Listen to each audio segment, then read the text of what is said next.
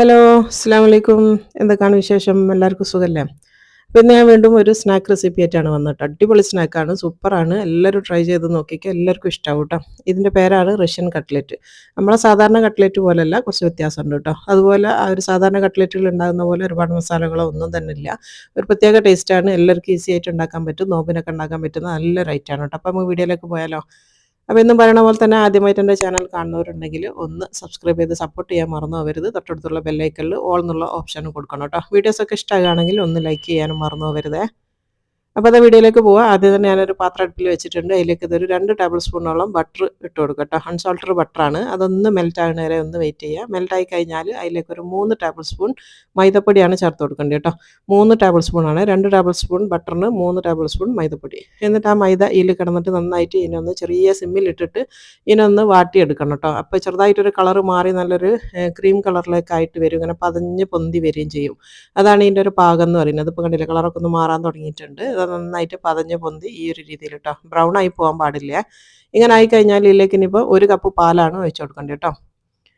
1 cup പാല് മതി. ഈ ഒരു സോസ് എന്ന് പറഞ്ഞാൽ വൈറ്റ് സോസാണ്. ഇത് നമുക്ക് നല്ല കട്ടിയിലാണ് വേണ്ടി കേട്ടോ. സാധാരണ നമ്മൾ ഉണ്ടാക്കുന്ന പോലത്തെ കുറച്ച് ലൂസല്ല. ഇത് നല്ല കട്ടിയിലാണ് ഈ ഒരു വൈറ്റ് സോസ് നമുക്ക് വേണ്ടിയത്. അപ്പോൾ നന്നായിട്ട് ഇതിനൊന്ന് കുറുക്കിയെടുക്കണം.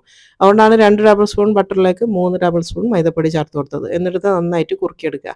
അപ്പോൾ അത് കുറുക്കണ സമയത്ത് നമുക്ക് ഇതിലേക്ക് ഉപ്പിന് പകരം നമ്മൾ ചേർത്ത് കൊടുക്കേണ്ടത് ഇങ്ങനത്തെ ചിക്കൻ സ്റ്റോക്കാണ് കേട്ടോ. അതിൻ്റെ ഒരു ക്യൂബിൻ്റെ പകുതിയാണ് ഞാൻ ഇട്ട് കൊടുത്തത്. അത് നോക്കിയിട്ട് നിങ്ങൾ ചേർത്ത് കൊടുക്കുക. ചില ക്യൂബിന് ഉപ്പ് അധികം ഉണ്ടാവും, ചിലത് ഉപ്പ് കുറവായിരിക്കും.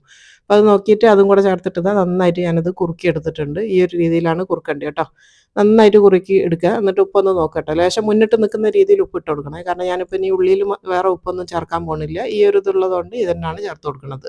അപ്പോൾ നന്നായിട്ട് കുറുകിയിട്ടുണ്ട്. നന്നായിട്ട് കുറുകിയെന്ന് കണ്ടു കഴിഞ്ഞാൽ നമുക്കത് ഇറക്കി വെക്കാം. ഈ സമയത്ത് നിങ്ങളൊന്ന് ഉപ്പൊക്കെ ഒന്ന് ചെക്ക് ചെയ്യാനും മറന്നു പോകരുതേ. അപ്പോൾ റെഡിയാണ്. കുറച്ച് മുന്നിട്ട് നിൽക്കുന്നുണ്ട്. അപ്പോൾ അതായത് ഞാനിപ്പോൾ നന്നായിട്ട് കുറുക്കിയെടുത്തതിന് ശേഷം തീ ഓഫ് ചെയ്യാണ്. ഇതിന് തണുക്കാൻ വേണ്ടിയിട്ട് മാറ്റി വെക്കണം. അപ്പോൾ തണുക്കാൻ വേണ്ടി നമ്മൾ ആ ഒരു പാത്രത്തിൽ നിന്ന് ഞാൻ വേറൊരു പ്ലേറ്റിലേക്ക് ഇട്ട് കൊടുത്തിട്ടുണ്ട്. ഇതിന് തണുക്കുന്ന സമയത്ത് നന്നായിട്ട് ഉറച്ച് വന്നോളും. അപ്പോൾ അതവിടെ മാറ്റി വെക്കുക. ഇനിയിപ്പോൾ ആ സെയിം കടായി തന്നെയാണ് ഞാൻ എടുത്തത്. ആ സെയിം കടായിലേക്ക് ഒരു 2-3 ടേബിൾ സ്പൂൺ ഓയിൽ ഒഴിച്ച് കൊടുക്കുക കേട്ടോ. ഏത് ഓയിലായാലും കുഴപ്പമില്ല. എന്നിട്ട് ഇത് ഓയിലൊന്ന് ചൂടായി എന്ന് കണ്ടു കഴിഞ്ഞാൽ 1/2 ടേബിൾ സ്പൂൺ ഇഞ്ചി വെളുത്തുള്ളി പേസ്റ്റാണ് ചേർത്ത് കൊടുക്കുന്നത്. എന്നിട്ടൊരു 10 സെക്കൻഡ് അല്ലെങ്കിൽ ഒരു 15 സെക്കൻഡ് നേരം അതൊന്ന് വാട്ടിയെടുക്കുക കേട്ടോ. ചെറുതായിട്ടൊന്ന് മൊരിഞ്ഞ് വരുന്ന വരെ, കളറ് മാറാണ്ട് അതിൻ്റെ ഒരു പച്ചമണം ഒന്ന് മാറുന്ന വരെ ഒന്ന് ഇളക്കി കൊടുക്കുക. അപ്പോൾ അത് നന്നായിട്ടൊന്ന് മൊരിഞ്ഞ് വന്നിട്ടുണ്ട്. ഈ ഒരു രീതിയിലായി കഴിഞ്ഞാൽ നമുക്കിനി ഇതിലേക്ക് ചെറുതായിട്ട് കൊത്തി അരിഞ്ഞ് വെച്ചിട്ടുള്ള ഉള്ളിയാണ്. 2 വലിയ സൈസുള്ള ഉള്ളിയും ഒരു 3 പച്ചമുളകും എടുത്തിട്ടുണ്ട്. അതെല്ലാം കൂടെ ഇതിലേക്ക് ഇട്ട് കൊടുക്കുക. എന്നിട്ട് ഇതിനൊന്ന് നന്നായിട്ടൊന്ന് വാട്ടിയെടുക്കണം കേട്ടോ. ചെറുതായിട്ടൊന്ന് സോഫ്റ്റ് ആവണ വരെ വാട്ടിയെടുക്കണം. ഇതിലേക്ക് ഉപ്പൊന്നും ചേർക്കേണ്ടിയില്ല. നമ്മൾ സോസിൽ ഓൾറെഡി ചേർത്തിട്ടുണ്ട്. അപ്പോൾ നന്നായിട്ടൊന്ന് കളറൊക്കെ ഒന്ന് ചെറുതായിട്ടൊന്ന് മാറുന്ന വരെ, നല്ല സോഫ്റ്റ് ആവണ വരെ ഒന്ന് വഴറ്റിയെടുക്കുക. ഇപ്പോൾ ഉള്ളിയൊക്കെ ഒന്ന് ചെറുതായിട്ടൊന്ന് വാടി വന്നിട്ടുണ്ട്. ഒരുപാട് നേരം ഇട്ടിട്ട് വഴറ്റിയതിൻ്റെ ആ ഒരു ക്രഞ്ചിനെസ് ഒന്നും പോക്കണ്ടിയില്ല കേട്ടോ. ഈ ഒരു രീതിയിലാണ് ഇത് വഴറ്റിയെടുക്കേണ്ടത്. അപ്പോൾ ഇങ്ങനെ ആയിക്കഴിഞ്ഞാൽ ഇതിലേക്ക് നമ്മൾ വേവിച്ച് വെച്ചിട്ടുള്ള ചിക്കനാണ് ചേർക്കുന്നത്. ഞാനിവിടെ ചിക്കൻ്റെ ചെസ്റ്റ് പീസ് 1/2 കിലോ വേവിച്ചിട്ട് ഉപ്പും കുരുമുളകും ഇട്ട് വേവിച്ചിട്ട് ഷ്രെഡ് ചെയ്ത് വെച്ചതാണ് കേട്ടോ. ഇത് കൈ കൊണ്ട് തന്നെ ഇങ്ങനെ പിച്ചിയിടലാണ് നല്ലത് കേട്ടോ. നിങ്ങൾ മിക്സിയിലിട്ടിട്ട് ക്രഷ് ചെയ്യാൻ വേണ്ടി പോകണ്ട. കൈ കൊണ്ട് ഇങ്ങനെ ഒന്ന് ചെറുതായിട്ടൊന്ന് പിച്ചിയിട്ടാൽ മതി. അപ്പോൾ 1/2 കിലോ ചിക്കൻ ഉണ്ട് കേട്ടോ. അത് ബോൺലെസ് ആയിട്ടുള്ള ചിക്കൻ 1/2 കിലോ എടുത്തിട്ട് ഞാൻ വേവിച്ച് ഇങ്ങനെ എടുത്തതാണ്. ഇനി അതും കൂടെ കൂട്ടിയിട്ട് ഈ ഉള്ളി മസാലയിൽ ചേർത്തിട്ട് ആ ഒരു ചിക്കൻ ഒന്ന് ചൂടായി വന്നാൽ മാത്രം മതി കേട്ടോ. നന്നായിട്ടൊന്ന് ചൂടായാൽ മാത്രം മതി. ഇതിലിട്ടിട്ട് മൊരിയെ അങ്ങനെ ഒന്നും ചെയ്യേണ്ടിയില്ല. 1 മിനിറ്റ് അല്ലെങ്കിൽ 2 മിനിറ്റൊക്കെ, അപ്പോഴത്തേക്ക് നമ്മൾ ചിക്കനൊക്കെ നന്നായിട്ട് ചൂടായിട്ടുണ്ടാവും. ഇനിയിപ്പോൾ തീ ഓഫ് ചെയ്യുക. ഇത് ചിക്കനൊക്കെ ചൂടായിട്ടുണ്ട്. ഇതിനെ ഇറക്കി വെക്കാം. ഇപ്പോൾ നമ്മൾ ആ ഒരു ഇറക്കി വെച്ച ചിക്കനും ആ ഒരു ഉള്ളിൻ്റെ ഇതൊക്കെ നന്നായിട്ട് ചൂടൊക്കെ പോയിട്ടുണ്ട് കേട്ടോ. ചൂടൊക്കെ ആറിയിട്ടുണ്ട്. ഇതിന് നമുക്കിനി ബാക്കി സാധനങ്ങളും കൂടെ ചേർത്തിട്ട് കുഴച്ചെടുക്കണം. ഇനിയിപ്പോൾ ആദ്യം തന്നെ ഞാൻ ചേർത്ത് കൊടുക്കുന്നത് ചെറുതായിട്ട് അരിഞ്ഞ് വെച്ച മല്ലിച്ചപ്പാണ് കേട്ടോ. ഒരു 1/2 കപ്പ് ഉണ്ട് മല്ലിച്ചപ്പ് അരിഞ്ഞതിന് ശേഷമുള്ള അളവ് പറയുകയാണെങ്കിൽ. 1/2 കപ്പ് മല്ലിച്ചപ്പ് ചേർത്ത് കൊടുക്കുക.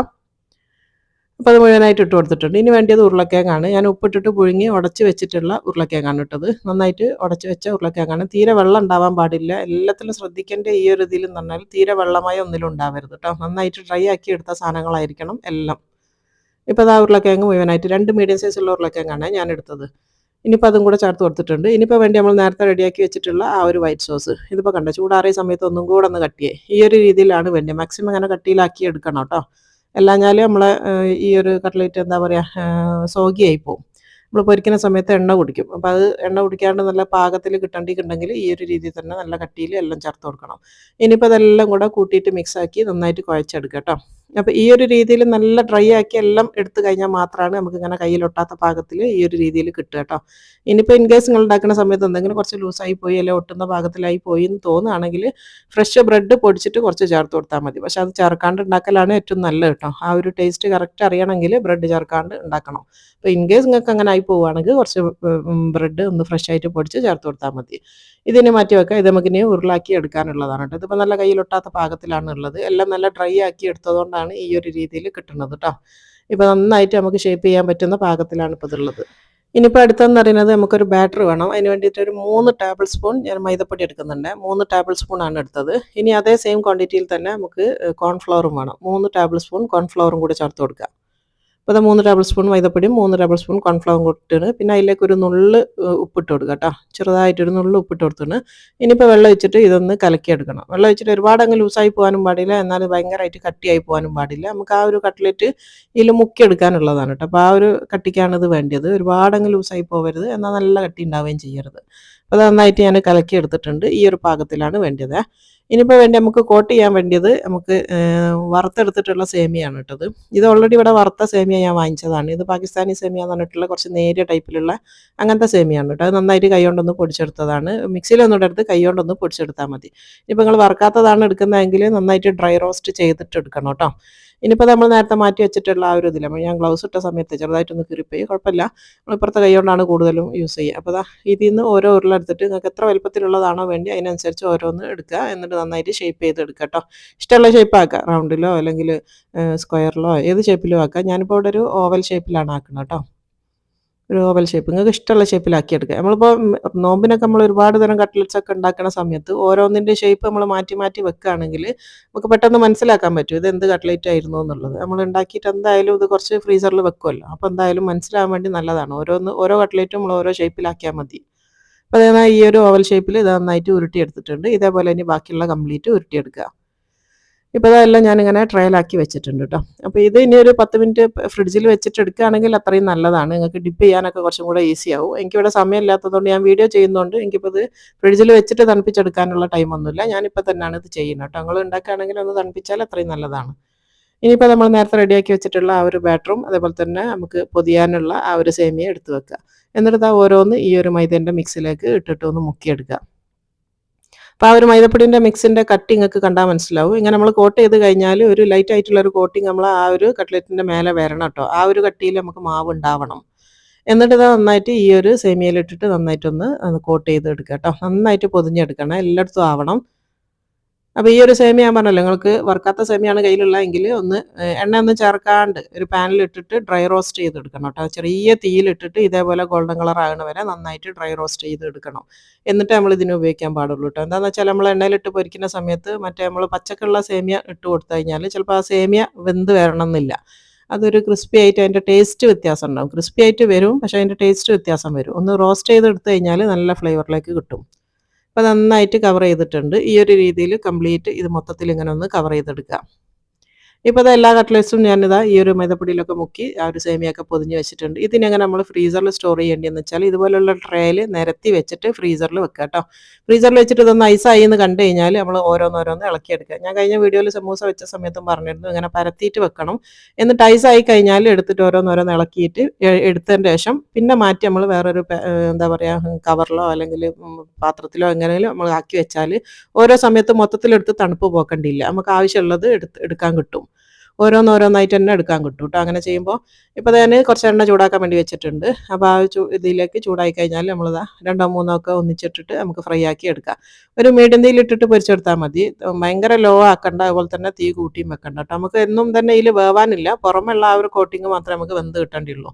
ആ ഒരു പുറം ഭാഗം ഒരു ഭാഗം ഒന്ന് എന്താ പറയുക ഒന്ന് ക്രിസ്പി ആയി എന്ന് കണ്ടു കഴിഞ്ഞാൽ മാത്രം തിരിച്ചിട്ട് കൊടുക്കുക. അതിൻ്റെ മുന്നേ നമ്മൾ സ്പൂണോ കയ്യിലൊന്നിട്ടിട്ട് ഇളക്കരുത് കേട്ടോ. ഓൾറെഡി ഇത് നമ്മൾ ഈ ഒരു സേമിയ എന്തായാലും എണ്ണയിൽ കുറച്ച് ഇളകി വരും. അപ്പോൾ നിങ്ങൾ കയ്യിലിട്ട് ഇളക്കാൻ നോക്കി കഴിഞ്ഞാൽ ഇട്ടപാട് ഇളക്കി കൊടുത്താൽ അതിൻ്റെ മുകളിലുള്ള കംപ്ലീറ്റ് കോട്ടിങ് ആ എണ്ണയിലേക്ക് പോന്നു പോകും.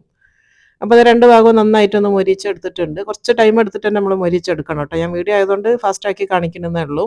അപ്പോൾ നന്നായിട്ട് ഫ്രൈ ആയിട്ടുണ്ട്. തീരെ എണ്ണ ഒന്നും കുടിക്കാത്തൊരു സ്നാക്കാണ് കേട്ടോ. പുറം ഭാഗം നല്ല ക്രിസ്പിയും ഉള്ളിലാണെങ്കിൽ നല്ല ജ്യൂസി ആയിട്ടുള്ള ചിക്കനാണ്. നമ്മൾ ആ ഒരു സോസൊക്കെ ചേർത്തുകൊണ്ട് തന്നെ നല്ലൊരു ജ്യൂസി ടെക്സ്ചറാണ് ഉള്ളിലുണ്ടാവുക. പുറം ഭാഗമാണെങ്കിൽ നല്ല ക്രിസ്പി ആയിട്ടാണ് ഉണ്ടാവുക കേട്ടോ. ഒരുപാട് നേരം വരെ അതിങ്ങനെ ക്രിസ്പി ആയിട്ട് നിൽക്കുകയും ചെയ്യും. ഇപ്പോൾ ഞാനൊന്ന് പ്ലേറ്റിലൊന്ന് സെറ്റ് ചെയ്ത് വെച്ചിട്ടുണ്ട്. ഇത് കുറച്ച് കെച്ചപ്പും ഒക്കെ ഇട്ട് കഴിഞ്ഞാൽ നോമ്പിനൊക്കെ അടിപൊളിയാണ്. അതുപോലെ തന്നെ ഞാൻ പറഞ്ഞല്ലോ മുളക് പൊടി, മഞ്ഞൾപ്പൊടി അങ്ങനത്തെ ഒന്നും ഒരുപാട് മസാലകളോ ഒന്നും ഇതിൻ്റെ ഉള്ളിലില്ല. നല്ല ടേസ്റ്റാണ്, അടിപൊളിയാണ് ട്ടോ. എല്ലാവരും ട്രൈ ചെയ്ത് നോക്കിക്കോ. പുറം ഭാഗം നല്ല ക്രിസ്പിയാണ്. അതേപോലെ തന്നെ ഞാൻ മുറിച്ച് കാണിച്ചു തരാം. ഉള്ളിൽ ഭയങ്കര ജ്യൂസി ആയിട്ടുള്ള ടെക്സ്ചറാണ് ട്ടോ. നമ്മളൊരു ഷവർമൻ്റെ ഒക്കെ ഫില്ലിംഗ് ഒക്കെ പോലെ ആ ഒരു ടേസ്റ്റ് അല്ല, ഷവർമൻ്റെ ടേസ്റ്റ് അല്ല, അതുപോലെ അത്രയും ജ്യൂസി ആയിട്ടുള്ള ഒരു ഫില്ലിംഗ് ആണ് ഇതിൻ്റെ ഉള്ളിൽ വരുന്നത്.